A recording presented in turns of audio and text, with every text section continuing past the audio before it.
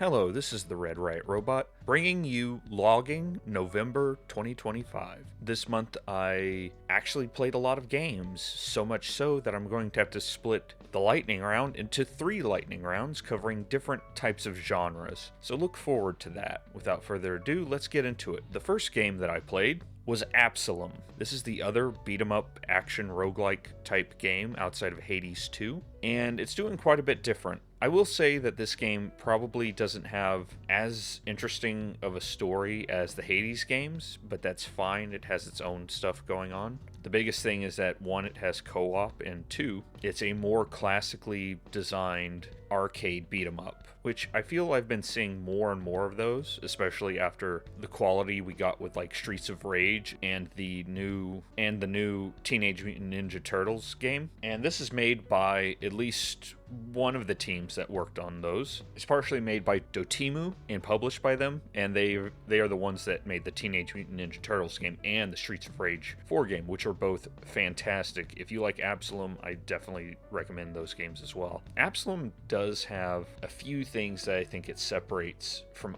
other roguelikes. A lot of roguelikes have this tendency to, whenever you get a power that covers a specific action, if you get another power that would fall into that same category of attack, it will replace it. Absolum doesn't do that. You can actually put multiple elemental effects on the same type of attack. So you can have fire, lightning, and wind damage all attached to the same type of attack. And this can create some very, very fun and crazy synergies instead of having to like round out an entire character. And honestly, I'm kind of glad that they do that. The other thing I would say is that Absolum has 4 characters, and in my opinion, they feel a lot more distinct than what you play as in Hades and Hades 2. Typically, those games, the weapon itself determined your attack, and typically that did define how you moved around the battlefield, but normally it didn't change too much. In Hades, you were kind of dashing all over the place. In Hades 2, you're still dashing, but not as much because it's a bit of more of a ranged game. Absolum,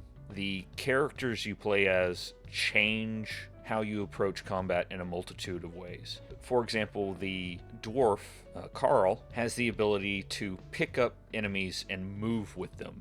No other character can do that, but he can do it because he's like the strong character type. The rogue, on the other hand, while can't pick up and move enemies, she can grapple onto enemies and bring herself closer with her heavy attack. And so you sort of attack enemies in a very different way and move around. Some characters have a much more defined aerial abilities, others have guns, others are ranged, and I feel like they create a much different experience than the type of experiences you get with different weapons in Hades. And overall, it's a really good experience, and if you like Hades or beat 'em ups in general, I would definitely recommend Absolum. On to the first lightning round, aka the point and click adventure game lightning round. I played 3. The first up, Agatha Christie, Death on the Nile. This is technically not a point and click, but it basically functions as one. I demoed this earlier this year, and I decided to get this, and honestly, I don't regret it. I will say it's kind of funny because it's basically half the game is everyone is ruining Hercule Poirot's vacation, and the other half is we could not get the rights to 007, so here's our cool OC. Enjoy this weird half of the game that is clearly meant to be a 007 plot, and I kind of had a laugh on that. After that, I played Tangle Tower. This is the point-and-click adventure game made by SFB Games, and these are the guys who made Crow Country, my favorite game from last year. This was made years before Crow Country, and a sequel to their first game, Detective Grimm. And similar to the Agatha Christie game, it's a detective game where you're solving a murder. The difference is this one is just a single crime, and you're figuring out a bunch of stuff, and it has chapters. And it's pretty good. It functions basically like a point and click, and it has a bunch of little puzzles as well, and it's fun. And the final point-and-click adventure game I played was Unavowed by Wadget Eye Games, sort of the biggest developer of point-and-click adventure games currently. I would say this is on the upper end of their scale of quality for games. It's still not as good as the Blackwell series. I don't think they'll ever be able to beat the Blackwell series, but this is still pretty good. And if you're looking for a supernatural detective crime fighting point and click, I would recommend Unavowed. The next big game that I played this year is a game called The Knightling. This is a game that was clearly designed with the idea of, hey, shield surfing in Breath of the Wild was pretty cool. What if we made an entire game around that? And that's what it is. Honestly, this game has some of the most fun traversal across an open world I've ever had, and they do a great job at implementing it for the first half. And that's where I have to kind of get into the second half, which is instead of rolling hills, cliffs, windy valleys, that type of thing, it becomes a combination of jungles and combat arenas. And this game's combat is bad, like really bad. And the third area, while not as combat heavy, is focused on this jungle, and you never really have the ability to get any momentum going in this area. So it's just running around instead of being able to ride around on your shield and fly through the air. It's just such a disappointment on that halfway mark. The story itself is there. It's nothing really that I'm ever going to remember. I'm struggling to remember it after finishing it halfway through the month. So yeah, that's not a good sign. After that, we're on to Lightning Round 2, aka first person shooter lightning round. First up, Morta. This is made by Scumhead and his new artist friend, Osial? I'm not sure. Scumhead is an indie dev that I've had a fondness for quite a while. If you want to experience some of his early work, you can. It's all free on Steam. A lot of his early work is. I will say his early work is not the best stuff, but you can get a good idea of how he's improving throughout the years. And I think Morta is the best game Scumhead has made, and you can really tell where he locked in. Like, the entire fourth world in Morta is amazing, and I love it. It actually has a really fun mirror maze section that works very well. Genuinely impressed by that. Next on the first-person shooter, we have Cultic Chapter 2.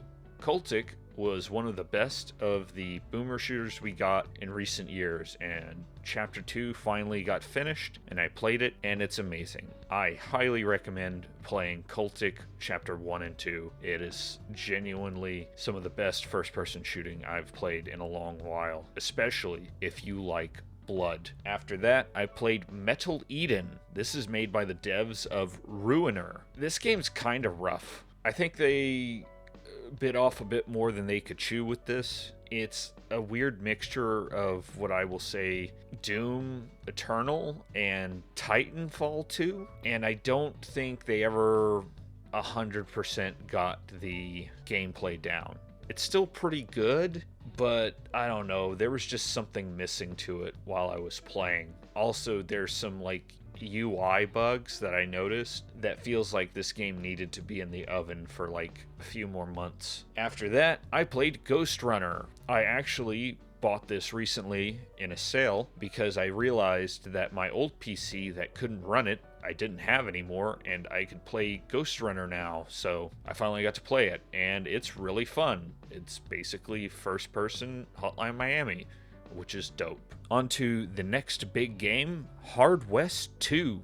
Hard West 2 is one of the most interesting takes on the XCOM combat system, and I think it actually had a better solution to being aggressive than XCOM 2 did. Because XCOM 2 sort of just said you have to finish the combat encounter within X amount of rounds or else backup will show up. Hard West 2's way of making things aggressive is the bravado system. The bravado system is whenever your character kills anything on screen, your character goes into bravado mode. And bravado is typically a few perks dependent on character, and you get all of your action points back. This means every character is capable of killing multiple enemies on the screen for every round. And this makes it to where these larger combat encounters don't seem as big and stressful as something like XCOM,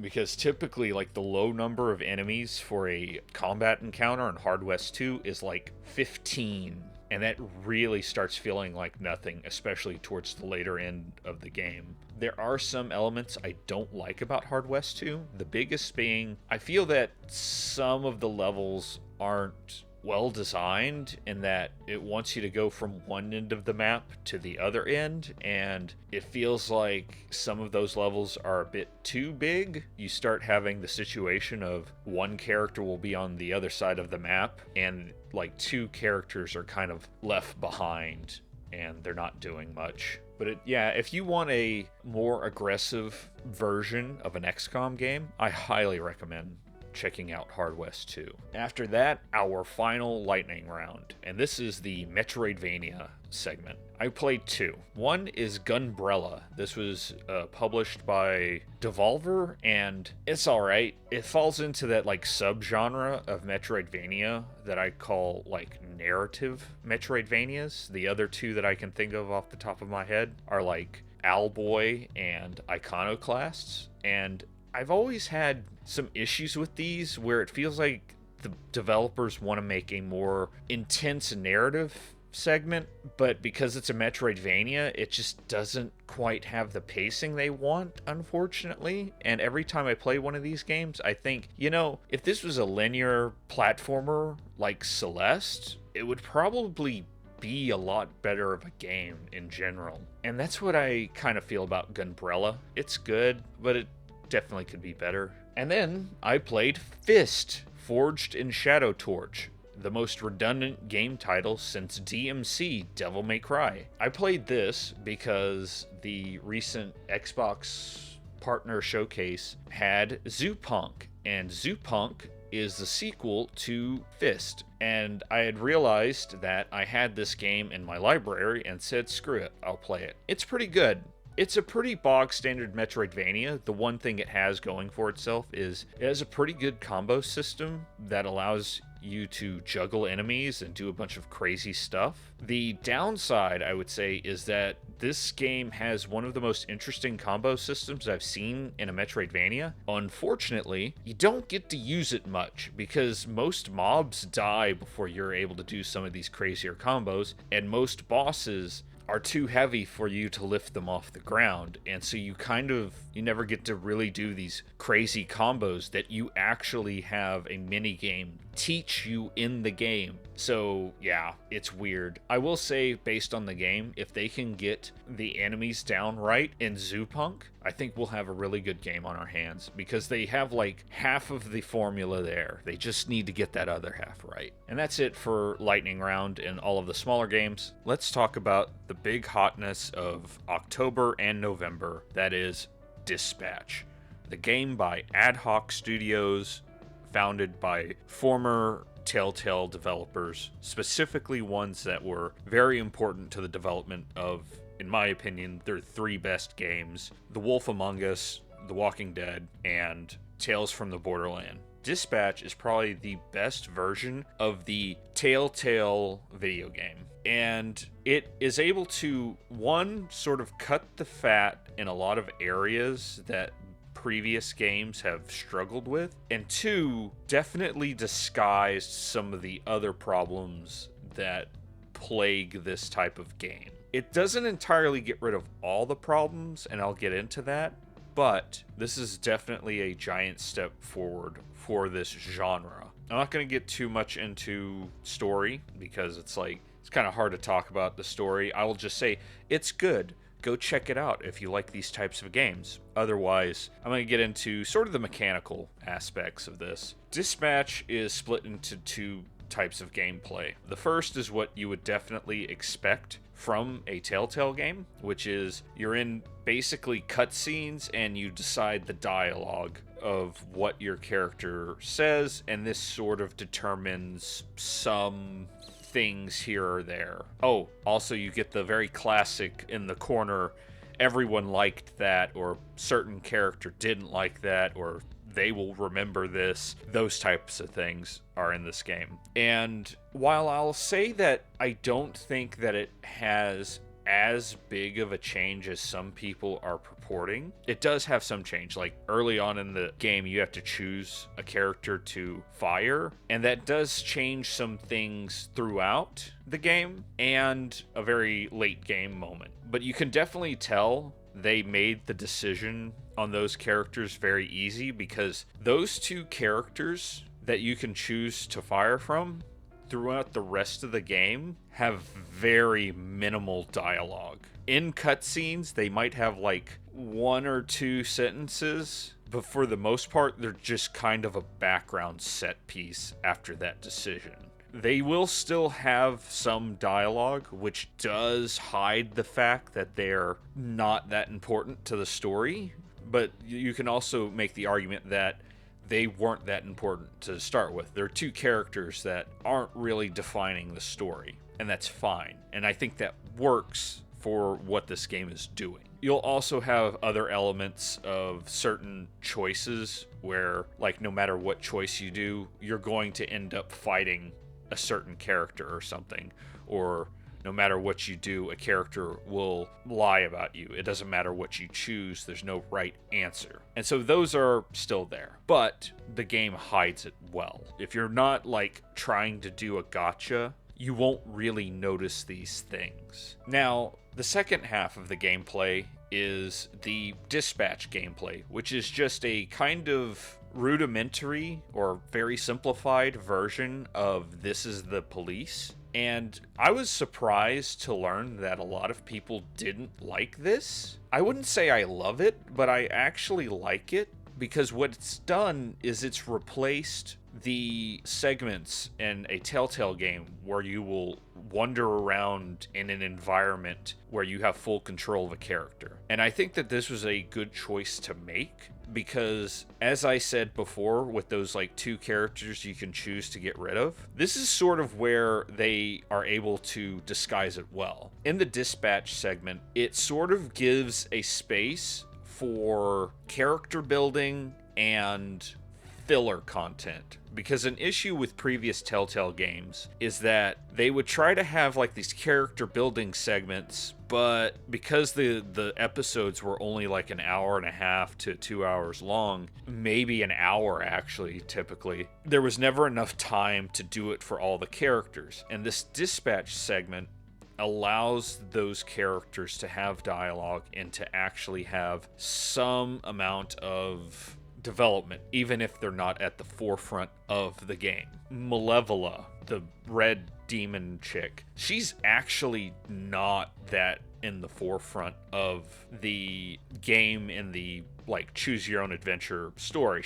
In fact, I don't think there's any choices that involve her, but I know that she's like the daughter of an ancient god, and she does have a dad. She has some family issues and those types of things, and all of that is done in the dispatch segment. It is an area in which those little smaller interactions are able to breathe. And while I don't think the dispatch gameplay is the greatest, I think it's good enough to service the game, and it definitely should use some tweaks. And in future installments, I hope they keep it and they just improve it, because this is a great way to deal with those character building for the bigger character sets. Now, I will say something I kind of realized with Telltale and Ad Hoc and this type of game is the one thing I would like to see in a future game, because I think even this game sort of fails at it, and it's to have an interesting villain. Because of the way these types of games are structured, I imagine it's very difficult to create a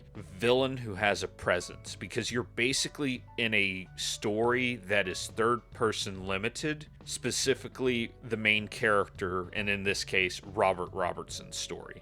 Robert Robertson interacts with the main bad guy a total of 4, maybe 5 times in the game. And at one point, I kind of forgot the main bad guy existed, which is not great. And so that's, to me, not just a problem with this game, but also all of the other Telltale games. And I think if they're able to crack that, they will definitely be able to make some amazing things in the future. And that's everything that I played in November. It was a very busy month for me.